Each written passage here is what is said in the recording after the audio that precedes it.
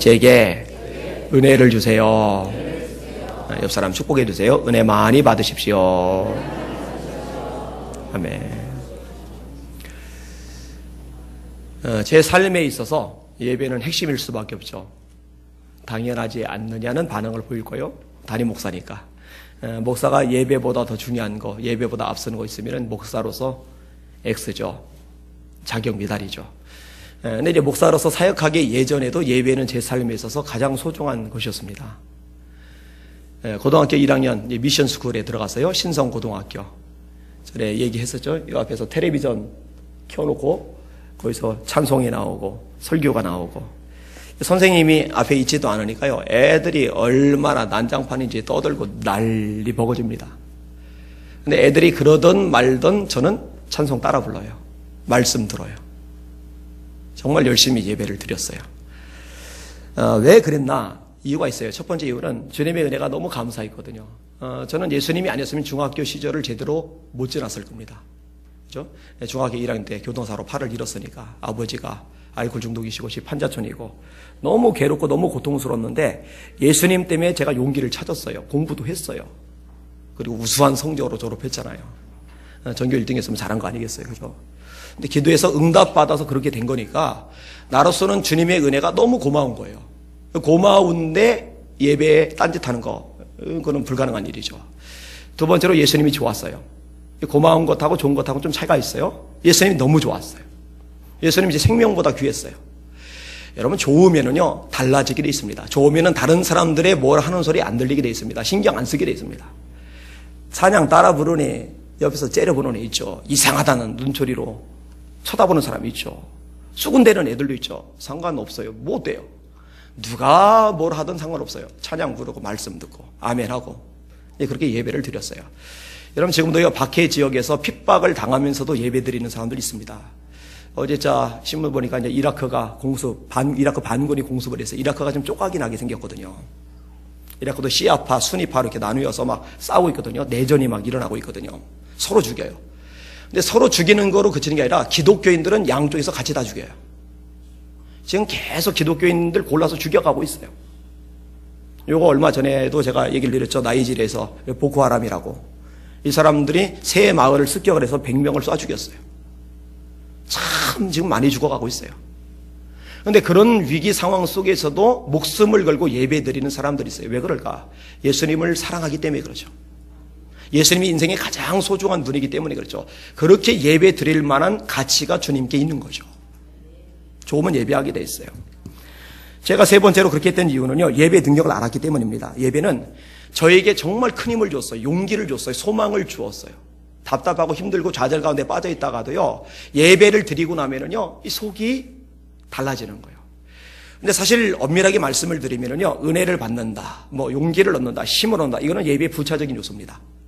이런 게 없어도 예배는 드려야 돼요. 예배의 본질은 하나님이거든요. 이 부분을 이따 다룰 거예요.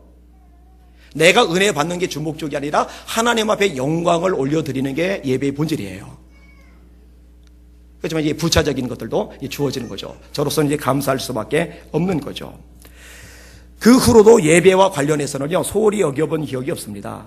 여러분, 부교육자들 설교할 때요, 제가 나라면 더 잘 설교할 텐데 그런 생각 안 합니다. 왜냐면요, 예배 시간은 설교 경연대회 하는 시간이 아니라 하나님을 높이는 시간이거든요. 저 역시 예배자로 서야 되거든요.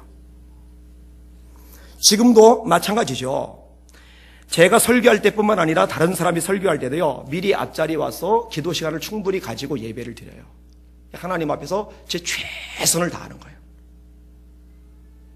하나님 그렇게 예배 드리게 합당하시죠. 교육자 원례가 있어요. 매달에 한 번씩 열리는데 목사님들이 한 자리에 다 모여요. 저는 좀 일찍 가요. 일찍 가면 제일 앞자리로 가요. 제일 앞자리 가서 뭐 하느냐? 예배 시작하기 전까지 기도를 해요. 그러면 그 사이에 이 뒤에서요, 예배 전까지 왕성해요. 왜냐면은 오랜만에 만났으니까 서로 악수하고 인사하고 안부 묻고 하느라고. 주로 어른들이죠. 앞자리에 있어요. 아마 속으로 저 자식 싸가지가 없다. 어른들 인사도 안 오고 그럴지 모르겠어요. 끝나고 인사하면 돼요. 저한테는 그분들에게 인사하고 서로 악수하고 안부 묻는 것보다 하나님 앞에서 예배를 준비하는 게 더 중요하거든요. 실제로 그렇게 하고 있어요. 제 아내에게 대해서도 예배된 법을 많이 강조를 해요. 참 많이 강조해요. 미리 와서 기도로 준비해라. 반드시 그렇게 해라. 아내가 만삭일 때도요. 그 만삭의 몸을 가지고 버스 타고서 1시간 이상 달려와서 수요 예배, 금요 예배 다 드리게 했어요. 그때 제가 담임이 아닐 때입니다. 전담도 아닐 때입니다. 파트타임 교육 전도사일 때입니다. 예배는 그렇게 드리는 거예요. 아내 기꺼이 따랐죠. 아이들에게도 이거 가르치려고 애를 씁니다. 효빈이 보고 너는 이제 중1 때부터 공예배를 다 드려라. 초등학교 때 제가 미리 얘기를 했어요. 공예배는 수요 예배, 금요 예배, 주일 오후 예배까지. 오전 예배는 이제 기본이죠. 그리고 이제 실제로 중1부터 지금 중3이 되었는데 한 번도 안 빠지고. 한 번도 안 빠지고는 아니구나. 한두 번은 빠졌구나. 그래도 거의 100% 드린 거죠. 다 드렸어요. 그리고 참 감사하게도 이 녀석이 고백을 하더라고요. 이렇게 예배를 드리다가 말씀을 통해서 복음을 자기가 깨닫게 되었다고. 왜 예수 믿어야 천국 가는지 그걸 알게 되었다고. 이 복음의 능력이죠. 효원이 보고 제가 그랬어요. 너는 이제 초등학교 6학년 때부터 공예배를 다 드려라. 그랬더니 공예배가 뭐예요? 공예배는 수요 예배, 금요 예배, 주일 오후 예배가 공예배야. 그랬더니 대답을 하기는 하는데 뭐 썩 반가운 태도는 아니에요. 대신에 아빠 형은 중학교 1학년 때부터 예배를 드는데 왜 나는 초등학교 6학년 때부터 드려야 돼요? 이렇게 묻지는 않아요. 제가 예전에 이제 그런 부분들을 가르치긴 했어요. 내가 뭔가 시킬 때 형은 동생은 이런 말 하지 말아라. 그냥 본인에게 해당되니까 네라고 대답해라. 이거 훈련돼야 된다. 그래서 얘도 이제 내년부터 초등학교 6학년부터 이 공예배를 다 드리게 될 겁니다. 제가 요즘에 필이 꽂힌 찬양이 하나가 있어요. 마음이 찡한 찬양이 있어요. 주를 위한 이곳에 예배하는 자들 중에 주가 찾는 이 없어 주님께서 슬퍼하시네. 주님이 찾으시는 그 예배자 그 한 사람 그 예배자 내가 그 사람 되길 간절히 주께 예배하네. 주 은혜로 이곳에 서 있네. 주 임재에 엎드려 절하네. 그 아무것도 난 필요 없네. 주님만 경배해. 주 은혜로 이곳에 서 있네. 주 임재에 엎드려 절하네. 그 어느 것도 난 필요 없네. 주님만 경배해. 제가 목이 워낙 강해서 안 쉬는데 몇 개월째 계속 집회인도 하고, 게다가 우리 교회 수련회는 이게 부담이 더 컸던 모양이에요. 이번 수련회 때 목이 확 쉬었어요. 그래서 정말 완전히 낮춰 부르긴 했지만 또 틀리기도 했지만 참 마음에 와닿아요. 예배하는 자 중에 진짜 하나님이 찾으시는 참 예배자가 없어서 하나님이 슬퍼하신다. 이거 사실이거든요. 진짜 예배자 별로 없거든요. 오늘 본문에 등장하는 왕은 히스기야 왕입니다. 다윗 왕과 더불어 이스라엘 역사상 가장 위대한 왕으로 존경을 받는 멋있는 왕이에요. 근데 이 히스기야 왕이요, 왕이 되고 나서 할 일이 많잖아요. 적들을 물리치는 일, 아니면은 왕권을 강화하는 일, 아니면은 이 국가가 경제적으로 발전하도록 여러 가지 일들을 벌이는 것들. 근데 이런 모든 것들보다 최우선이 두었던 것이 뭐냐면요, 이스라엘 나라가 영적으로 회복되는 일, 다시 말해 예배 회복이었어요. 근데 다윗도 똑같아요. 그 두 왕이 가장 위대한 왕들로 자리매김을 해요. 그리고 오늘 본문의 내용을 보면은요, 이 예배와 관련해서 아주 중요한 세 가지 요소를 언급을 해주고 있어요. 그 첫 번째 요소가 뭐냐면은 회개로 나아가는 예배라는 겁니다. 따라합시다. 회개로 나아가는 예배. 자, 말씀을 같이 볼게요. 20절에서 24절까지. 시작. 히스기야 왕이 일찍이 일어나 성읍의 귀인들을 모아 여호와의 전에 올라가서 수송아지 7마리와 7마리와 일른 양 7마리와 순용소 7마리를 끌어다가 나라와 성소와 유다를 위하여 속죄 제물로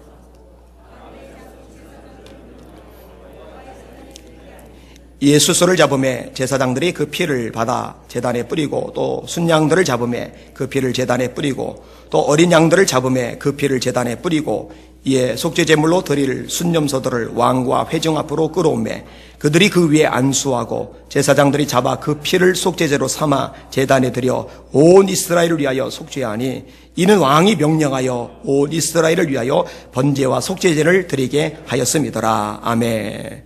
하나님이 참 기뻐하시는 게 있는데요, 회개입니다.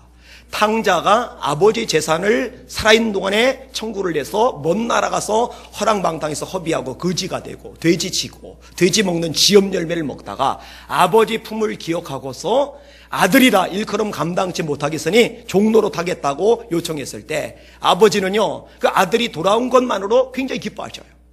그 돌아오는 걸 회개라고 합니다.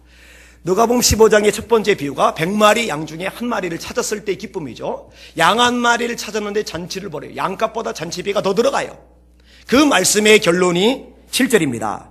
내가 너에게 이르노니 이와 같이 죄인 한 사람이 회개하면 하늘에서는 회개할 것 없는 의인 99을 인하여 기뻐하는 것보다 더하리라. 10개의 드라크마 중에 하나를 잃어버렸어요. 부인이 등불을 켜고 밤새도록 잠도 못 자고 충혈된 눈 부릅떠가면서 쓸었어요. 찾았어요. 다음날 잔치를 벌이네. 이 결론을 주님이 말씀하십니다. 내가 너에게 이르노니 이와 같이 죄인 한 사람이 회개하면 하나님의 사자들 앞에 기쁨이 되느니라. 할렐루야. 하나님은 회개를 너무너무 기뻐하세요. 너무너무 좋아하세요. 히스기야 왕이요, 하나님 앞에 이스라엘 공동체를 세우기 원하는데 죄가 있거든요. 이 죄를 씻음 받아야 되겠거든요. 그래서 번제와 속죄제를 드리는 겁니다. 온 이스라엘을 위하여 속죄하니. 그러면 하나님은요, 하나님 앞에 우리가 깨끗하기를 원하세요. 큰 집에는 금그릇, 은그릇, 동그릇, 질그릇이 있는데 하나님이 쓰시는 그릇은 너 금그릇 비싸니 너 쓰겠다 아니거든요. 너 질그릇 값어치가 없으니 안 쓰겠다 아니거든요. 하나님은 깨끗한 그릇을 쓰세요. 회개해야 깨끗해지죠. 여러분, 오늘날 우리에게는요, 예수님의 보혈이 있음을 감사하시길 바랍니다. 양 안 드리고 소 안 드리지만 어린 양 예수의 피로 죄사함을 받을 수 있어요. 단 조건이 있습니다. 인정해야 돼요, 죄님을. 그리고 입술로 고백해야 돼요. 요한일서 1장 8절에 우리에게 말씀합니다. 만일 우리가 죄가 없다고 하면 이는 스스로 속이고 진리가 우리 속에 있지 아니할 것이요. 나 죄 지은 거 없는데 스스로 속이는 거예요. 진리가 그 속에 없어요. 진리는 예수님이죠. 예수님이 그 속에 없는 사람입니다. 만일 우리가 우리 죄를 자백하면 저는 미쁘시고 의로사 모든 죄를 사하시며 모든 불의에서 우리를 깨끗하게 하실 것이요. 여러분, 위대한 부흥의 시기에는요, 반드시 철저한 회개 운동이 있었습니다. 여러분, 회개 운동 없이 부흥 운동이 일어났던 때가요, 기독교 역사상 단 한 차례도 없었어요. 회개가 이루어져야 성령이 임하시고 성령께서 임하셔야 부흥이 일어나는 줄 깨달으시길 바랍니다. 여러분, 오늘날 회개해야 될 것들이 얼마나 많습니까? 만번시를 섬기잖아요. 여러분, 하나님을 섬기는 게 아니라 사실은 돈 섬긴다니까요. 돈이 하나님이라니까요. 그거 회개하셔야 돼요. 제 기분대로 신앙생활하는 거, 여러분, 이건 하나님이 주인이 아니란 얘기예요. 내 감정이 하나님이란 얘기예요. 기분 나쁘면 예배도 안 드려요. 기분 나쁘면요 봉사도 안 해요. 기분 나쁘면요 손 털어요. 인생의 주인이 하나님이면 그분의 말씀대로 순종을 하죠. 인생의 주인이 하나님이 아니고 감정이거든요. 이거 회개해야 됩니다. 죄거든요. 음란한 것들 회개해야죠. 하나님께 게으른 것들 회개해야죠. 시기와 분쟁, 영적 어린아이 특징 아닙니까? 이거 회개하셔야 됩니다. 회개하실 수 있기를 주의 이름으로 축원합니다. 지상명령 소홀히 여기는 것, 전도는 우리 주님이 우리에게 주신 최고로 중요한 명령인데 이 명령을 무시하는 거예요. 이거 회개하죠. 서로 막힌 담을 쌓은 채 헐지 않는 것, 정직하지 않은 것 회개하죠. 여러분, 주님 앞에 나와 예배 드리실 때 하나님 앞에 이런 죄악들 낱낱이 고하시고 예수님 피로 씻음 받으신 다음에 정결한 몸과 마음으로 예배하셔서 응답받는 예배 드리시기를 주님의 이름으로 축원합니다. 회개로 예배를 드려야 돼요.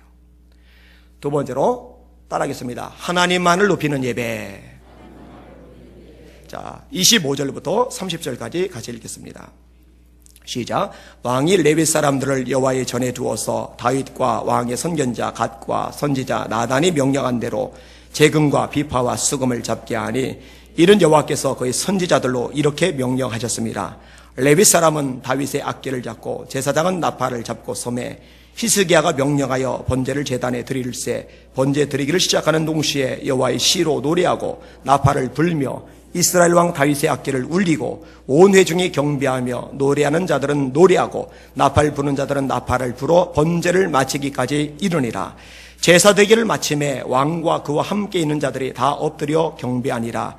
히스기야 왕이 귀인들과 더불어 레위 사람을 명령하여 다윗과 선견자 아삽의 시로 여호와를 찬송하게 하며 그들이 즐거움으로 찬송하고 몸을 굽혀 예배하니라. 첫 번째로 회개로 나아가는 예배, 두 번째로 하나님만을 높이는 예배인데 여기에 따른 사항들이 몇 가지가 있어요. 그 중에 하나가 뭐냐면요, 말씀대로 드리는 예배입니다. 다윗과 왕의 선견자 갓과 선지자 나단이 명령한 대로 이는 여호와께서 그의 선지자들로 이렇게 명령하셨습니다. 여러분, 예배는요, 내가 원하는 방식으로, 내가 알고 있는 방식으로, 내가 내키는 방식으로 드리면 안 돼요. 예배는 철저하게 하나님의 말씀에 기초해서 말씀하신 그대로 예배를 드려야 합니다. 요한복음 4장에 주님이 예배의 본질을 이렇게 말씀하십니다. 하나님은 영이시니 예배하는 자가 신령과 진정으로 예배할지니라.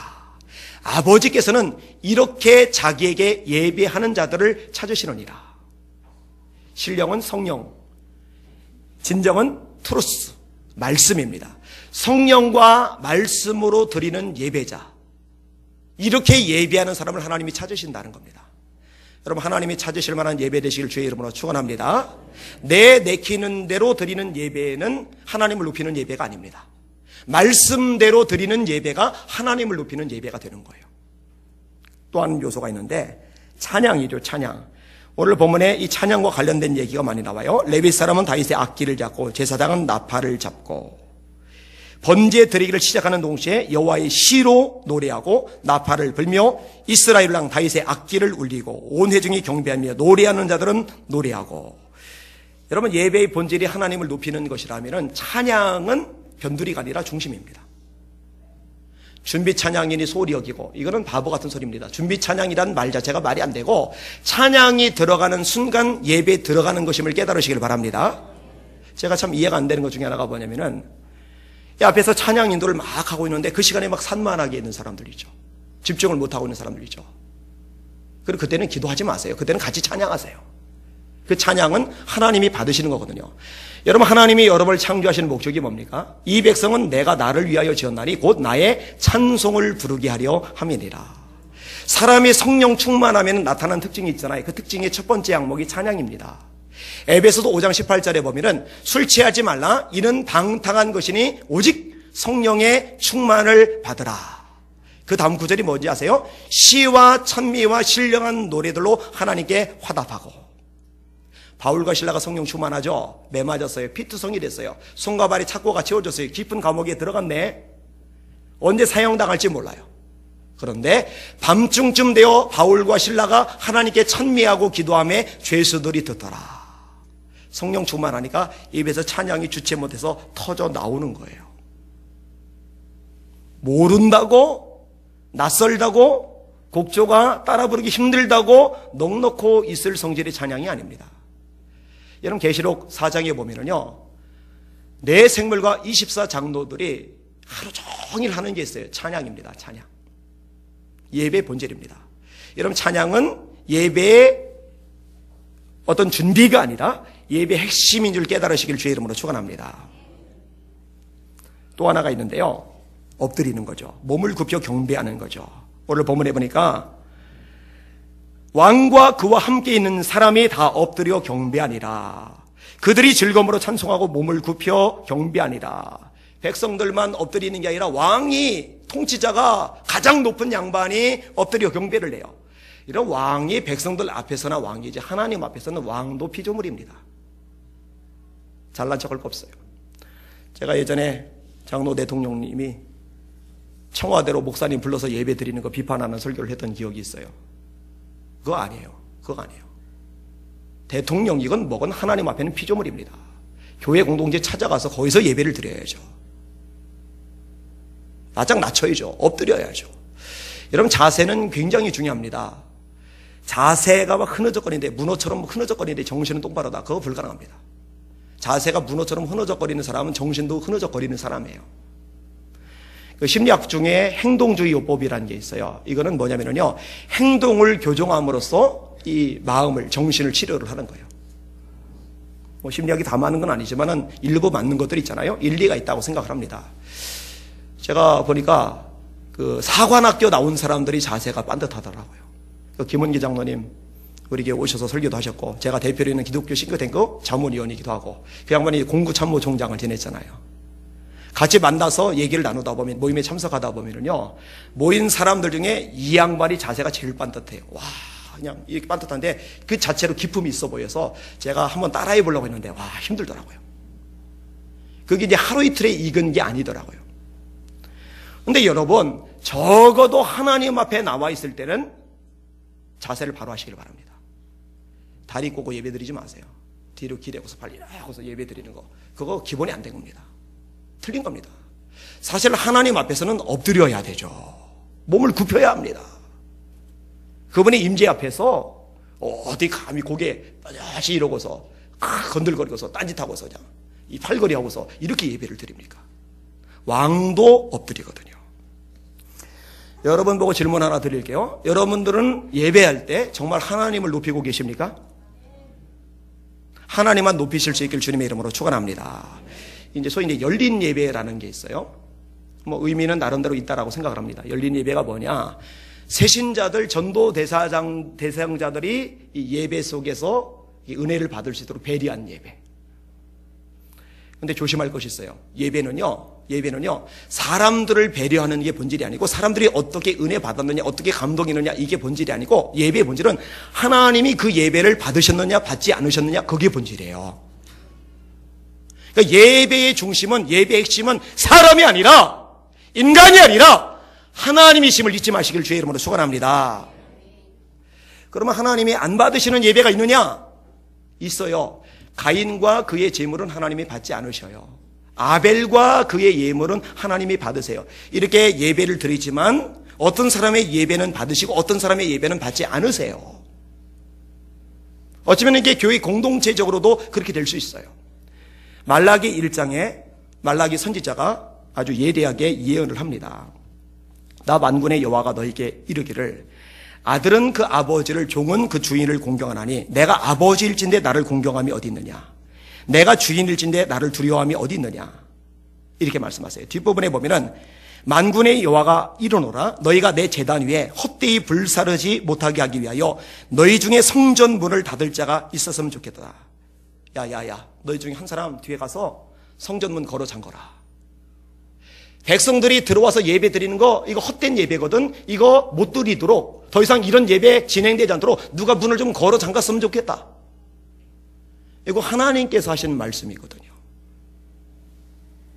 질문: 여러분들의 예배는 정말 하나님을 높이시는 예배입니까? 아니면은 그냥 인간적으로 드리시는 예배입니까?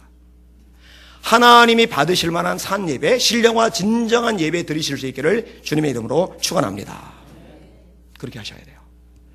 자, 회개로 드리는 예배, 하나님만을 높이는 예배.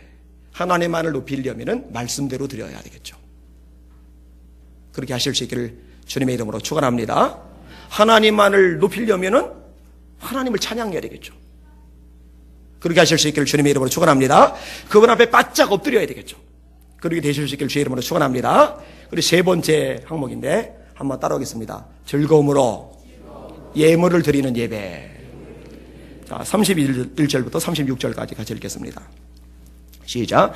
이에 히스기야가 말하여 이르되, 너희가 이제 스스로 몸을 깨끗하게 하여 여호와께 드렸으니 마땅히 나와 제물과 감사 제물을 여호와의 전으로 가져오라 하니, 회중이 제물과 감사 제물을 가져오되 무릇 마음에 원하는 자는 또한 번제물도 가져오니 회중이 가져온 번제물의 수요는 숫소가 70마리요 순양이 100마리요 어린 양이 200마리이니 이는 다 여호와께 번제물로 드리는 것이며 또 구별하여 드린 소가 600마리요 양이 3,000마리라. 그런데 제사장이 부족하여 그 모든 번제 짐승들의 가죽을 능히 벗기지 못하는 고로 그의 형제 레위 사람들이 그 일을 마치기까지 돕고 다른 제사장들이 성결하게 하기까지 기다렸으니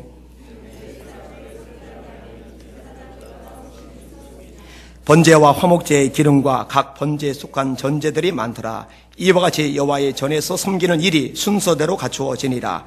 이 일이 갑자기 되었으나 여호와 하나님께서 백성을 위하여 예비하셨으므로 히스기야가 백성과 더불어 기뻐하셨더라. 아멘. 여러분, 하나님은요 거지가 아닙니다. 하나님이 뭔가 모자라서 아쉬워하시는 분이 아닙니다. 학개서 2장 말씀이죠. 은도 내 것이요 금도 내 것이니라. 만군의 여호와의 말이니라. 믿으시면 아멘. 그죠? 다 하나님 거죠. 다윗은 이것이 아주 뚜렷한 사람입니다. 여호와여, 광대하신가 영광과 이긴가 위엄과 영광이 다 주께 속하였사오니 천지에 있는 것이 다 주의 것이로소이다. 여호와여, 주권도 주께 속하였사오니 주는 높으사 만유의 머리심이니라. 부와 귀가 주께로 말미암고 또 주는 만유의 주제가 되사 모든 자를 크게 하심과 강하게 하심이 주의 손에 있나이다. 부와 귀, 이거 주께로 말미암습니다. 하나님이 주실 수도 있고 하나님이 뺏어갈 수도 있습니다. 이게 다윗의 고백이거든요. 욥도 동일한 고백을 하죠. 주신 자도 여호와시오 취하신 자도 여호와시니 여호와의 이름이 찬양을 받을지니이다 하고 욥이 어리석게 하나님을 원망하지 아니하니라. 다 하나님 거예요. 다 하나님 거. 하나님이 뭐가 하시겠어요? 근데 하나님께서 왜 우리에게 예물을 요구하실까? 여러분, 왜라고 생각해요? 아쉬운 게 없는데. 근데 왜? 우리 마음을 확인하시는 겁니다. 예수님이 정확하게 말씀하시죠. 네 보물이 있는 곳에는 네 마음이 있느니라. 여러분들이 돈을 쓰는 분량이 어디에 크냐, 이걸 보면 여러분들의 마음이 어디에 가 있는지 알아요. 액세서리에 관심이 많은 사람은요, 액세서리에 돈을 씁니다. 거기에 마음이 가 있어서 그래요. 가전제품에 마음이 가 있는 사람, 그런 사람 거기에 돈을 씁니다. 신형, 최신형 고가 휴대폰에 관심, 스마트폰에 관심 있는 사람 거기 기다렸다 줄 서서 섭니다. 여러분, 아이폰 광팬들은요, 아이폰 출시되는 날 새벽에 줄 서가지고 그거 사더라고요. 와, 놀랐어요. 자식이 소중하기 때문에, 자식이 너무나 가치 있고 이게 가장 중요하기 때문에 자식에서 돈 쓰는 거예요. 마음이 하나님께, 중심이 하나님께 가 있는 사람은 하나님 앞에 헌금 드리는 거 좋아하게 돼 있어요. 기뻐하게 돼 있어요. 이거 하나님이 확인해 보시는 겁니다. 여러분, 히스기야 왕입니다. 왕이 말입니다. 자기가 왕이거든요. 가진 거 많거든요. 자기가 하나님 앞에 얼마든지 다 드려도 돼요. 드렸어요. 그런데 자기만 드리지 않고 이렇게 요청을 하는 거죠. 마땅히 나와 제물과 감사 제물을 여호와의 전으로 가져와라. 그랬더니 회중이 가져오는데 참 많이도 가져왔어요. 가만 보면은요, 나라를 부강하게 만들었던 왕들의 공통점이 본인이 하나님 앞에 바로 서고 하나님께 드리기를 기뻐할 뿐만 아니라 백성들이 하나님 앞에 바로 서고 하나님 앞에 드리기를 기뻐하도록 훈련시켜요. 여러분, 다윗도 똑같이 했던 거 아세요? 역대상 29장에 다윗이 이렇게 말을 합니다. 내가 이미 내 하나님의 성전을 위하여 힘을 다하여 준비하였노니 곧 기구를 만들 금과 은과 놋과 철과 나무와 만우와 가공할 검은 보석과 채석과 다른 모든 보석과 옥돌이 매우 많으며 성전을 위하여 준비한 이 모든 것 외에도 내 마음이 내 하나님의 성전을 사모함으로 내가 사유한 금, 은으로 내 하나님의 성전을 위하여 드렸노니 곧 오벨의 근 3,000달란트와 수는 7,000달란트라 모든 성전벽에 입히며 금은 그릇을 만들어 장인의 손으로 하는 모든 일에 쓰게 하였다. 이 다윗이 평생 드린 게 어마어마해요. 상상으로 초월할 만큼 이것만 가지도 충분해. 그런데 다윗이 내가 다 준비했으니 이제 편하게 성전 짓자 이러지 않아요. 그렇게 하면 안 돼요. 자기만 복 받으면 안 되잖아요. 백성들로 복의 주인공들이 돼야 되잖아요. 백성들 보고 이렇게 말합니다. 오늘 누가 즐거이 손에 채워 여호와께 드리겠느냐 하는지라. 이에 모든 가문의 지도자들과 모든이라고 돼 있어요. 이스라엘 모든 지파의 지도자들과 천부장과 백부장과 왕의 사무관이 다 즐거이 드리되. 뒤에 생략할게요. 지혜롭고 총명한 왕이, 나라를 부강하게 만들었던 왕의, 역사상 가장 위대하다고 일컬어진 왕의 다윗과 히스기야가 왜 그랬을까? 그건 예배의 본질이거든요. 그리고 그 드림에 큰 기쁨이 있어요. 오늘 보면 36절에 이 일이 갑자기 되었으나 하나님께서 백성을 위하여 예비하셨으므로 히스기야가 백성과 더불어 기뻐하였더라. 다윗도 마찬가지입니다. 역대상 29장 9절에 백성들은 자원하여 드렸으므로 기뻐하였으니. 누가 기뻐해요? 백성들이. 자원하여 드려놓고 자기들이 기쁜 거예요. 그리고 이걸 보면서 누가 기뻐해요? 다윗 왕이.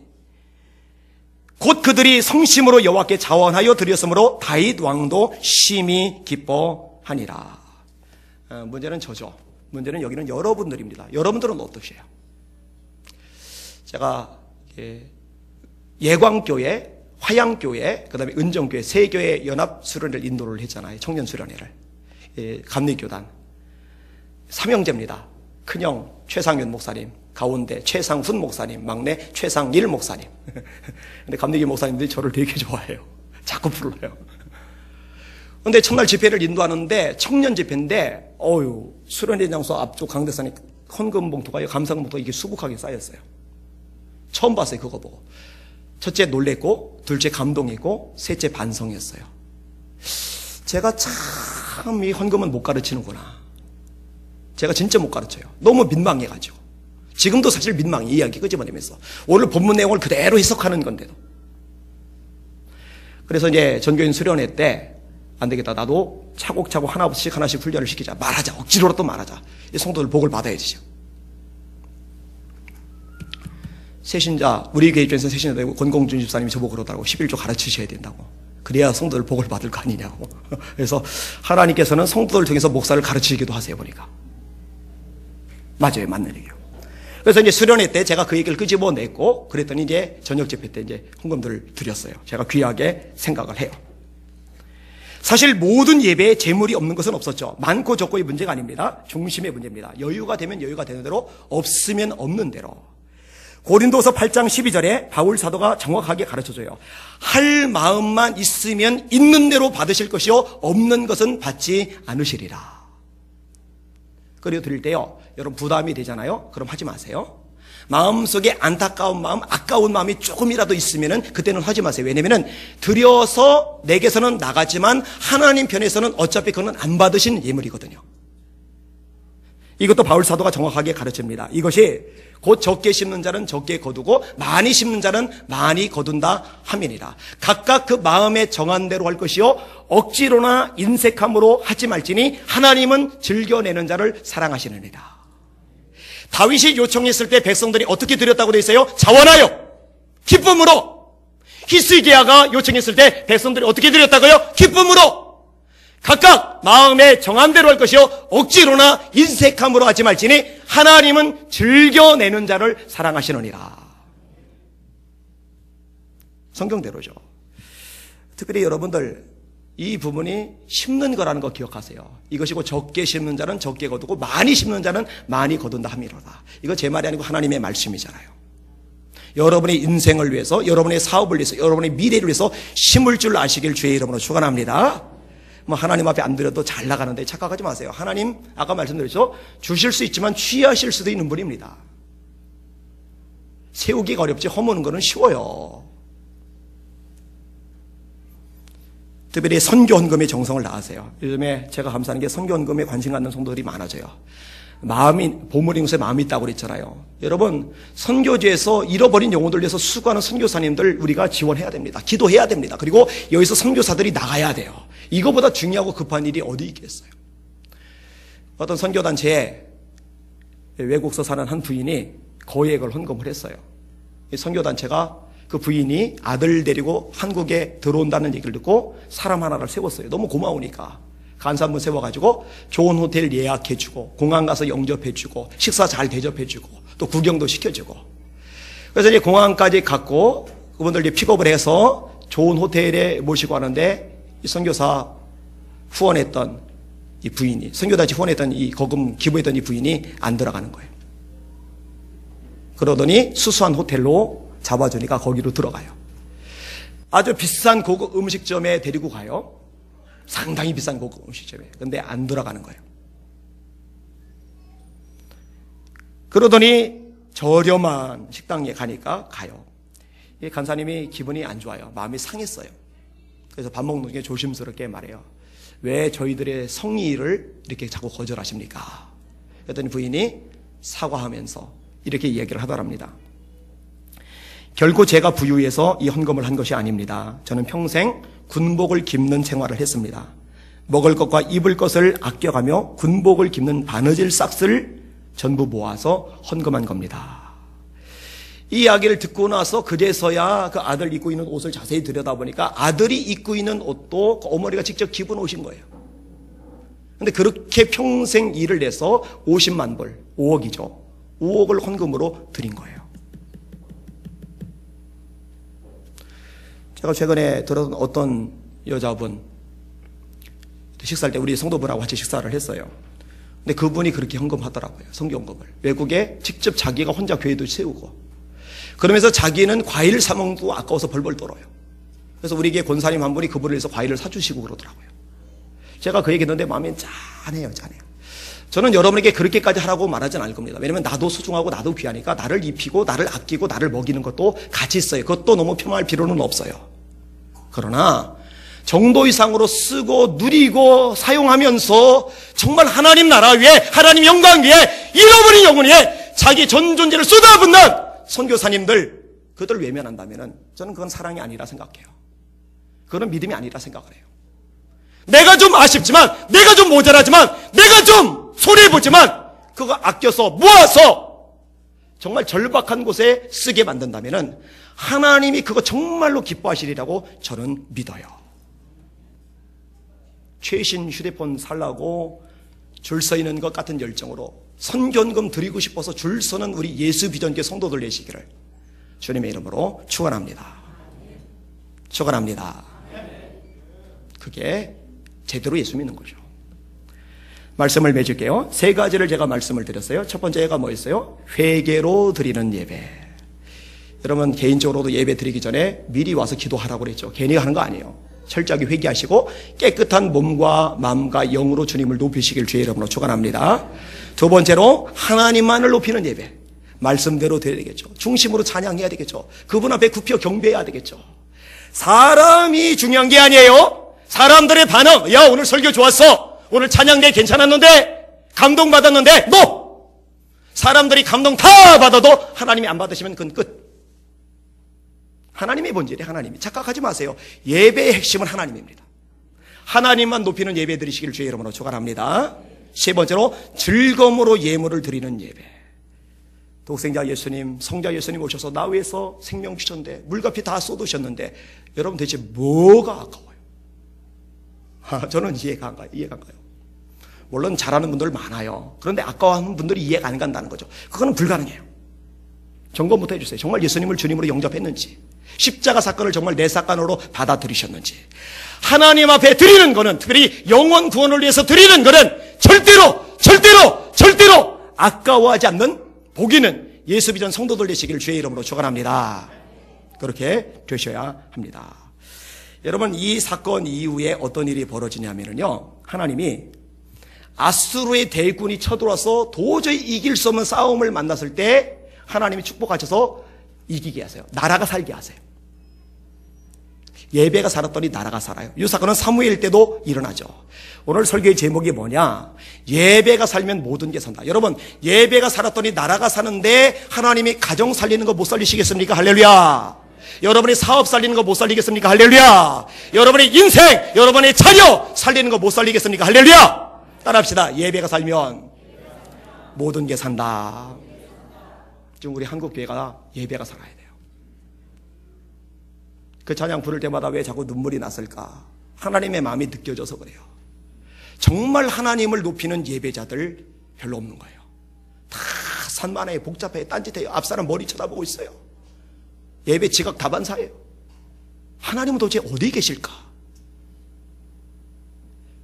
여러분의 영혼들을 위해서 기도하시다. 하나님, 제가 하나님이 찾으시는 그 한 사람, 그 예배자가 되게 해주세요. 첫 번째 기도 제목이, 두 번째, 하나님 한국교회가 이 예배를 회복하게 해주세요. 그러면 이 나라 살 겁니다. 예배가 살면 모든 게 삽니다. 기도합시다.